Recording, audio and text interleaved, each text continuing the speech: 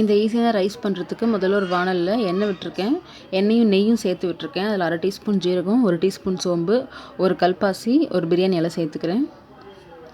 சேர்த்து வாட்டி கலந்துட்டு இதில் 2 டீஸ்பூன் அளவுக்கு ஃப்ரெஷ்ஷாக அடித்த இஞ்சி பூண்டு பேஸ்ட் சேர்த்துருக்கேன்.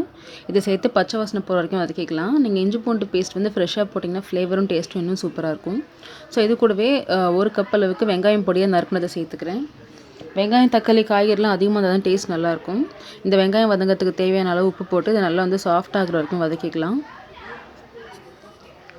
வெங்காயம் வந்து சாஃப்டாக வதங்கினதுக்கப்புறமா நான் இதில் 1/2 கப் கேரட், 1/2 கப் பீன்ஸ் நல்லா பொடியாக சாப் பண்ணி சேர்த்துருக்கேன்.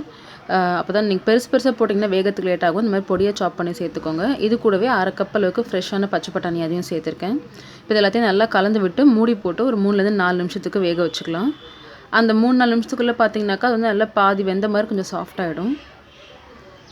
ஸோ இப்போ அந்த மாதிரி சாஃப்டாக ஆகிடுச்சு. ஒரு 4 நிமிஷத்துக்கு அப்புறமா இதில் வந்து நான் ஒரு 1/4 கப் அளவுக்கு தண்ணி விட்டு திரும்பவும் வந்துட்டு ஒரு 3-4 நிமிஷத்துக்கு மூடி போட்டு வேக வச்சுக்கிறேன். காய்கறிலாம் நல்லா சாஃப்டாக வெந்துடும்.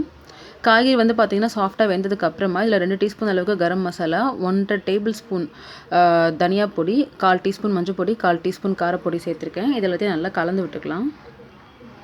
இது கூடவே இன்னும் கலந்து ஒரு 1 நிமிஷத்துக்கு அப்புறமா ஒரு 1/4 கப் அளவுக்கு தண்ணி ஊற்றிக்கலாம். அப்போ தான் மசாலா பொடி வந்து கரிஞ்சிடாமல் இருக்கும்.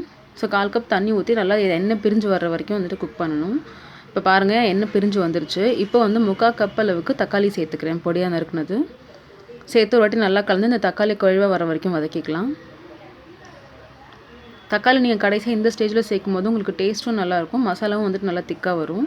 ஸோ இப்போ பாருங்கள் தக்காளி நல்லா வதங்கி எண்ணெய் பிரிஞ்சு வந்துருச்சு, சாஃப்டாகிடுச்சு மசாலா. இப்போ இந்த ஸ்டேஜில் நான் 3 கப் அளவுக்கு வேக வச்ச அரிசி சேர்த்துக்கிறேன், வேக வச்ச சாதம் சேர்த்துக்கிறேன். அதாவது 3 கப்புங்கிறது நான் என்னோடய கணக்கு சொல்கிறேன். நீங்கள் செஞ்சுருக்க மசாலாவுக்கு ஏற்ற அளவுக்கு நீங்கள் சாதத்தை வந்து ஆட் பண்ணி அட்ஜஸ்ட் பண்ணிக்கோங்க. இப்போ இந்த சாதத்து கூடவே தேவையான அளவுக்கு உப்பு அட்ஜஸ்ட் பண்ணிக்கிறதுக்காக சேர்க்கணும். அது கூடவே கொஞ்சமாக மிளகுத்தூள் சேர்த்துக்கிறேன். ஏன்னா நீங்கள் சாதம் போட்டு கிண்டிட்டு உப்பு சேர்த்திங்கன்னா சரியாக கிளறாது. ஸோ இதுக்கு இப்போ இந்த சாதம் சேர்க்கும் போதே வந்துட்டு உப்பு தூவி சேர்த்துக்கணும். கடைசியாக கொஞ்சமாக கொத்தமல்லி இலை சேர்த்து ஒரு வாட்டி கிளறிட்டு இறக்கிற வேண்டியது தான்.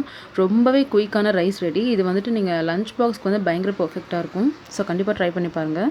இதுக்கு சைட் டிஷ் வந்து நான் அவிச்ச முட்டை வச்சேன். தேங்க்ஸ் ஃபார் வாட்சிங்.